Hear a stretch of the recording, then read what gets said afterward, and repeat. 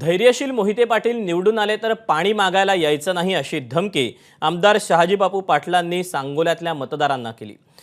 तर धैर्यशील मोहिते पाटील माझ्या नादाला लागू नका असं म्हणत मोहिते पाटील यांच्यावर देखील त्यांनी जोरदार हल्लाबोल केला।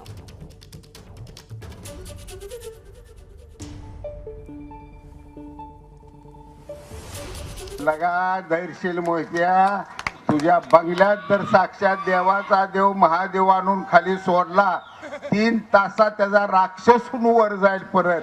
ही असली तुझ्या अवलादन असला तुझा संसार आहे। माझ्या नादाला पुन्हा लागू नको, लागायच्या भानगडीत पडू नको।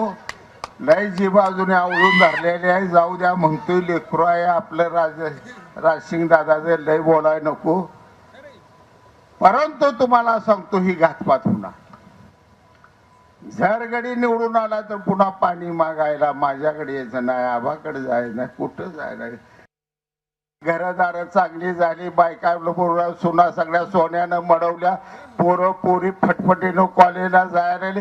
हे जर स्वप्न तुमचं साकार करायचं झालं तर तुम्हाला देवेंद्र फडणवीस शिंदे साहेबांच्यावर विश्वास ठेवून रणजितसिंह मोहिते पाटलालाच सगळ्यांना मतदान करावं लागणार आहे। आणि सांगोला तालुक्याला सुबत्ता सुजलाम रणजितदादा निंबाळकरांना ही मोहित्या माझ्या मागे लागल्या डोक्यात निघणार, त्याच्या आईला दबून टाकती मोहित्या।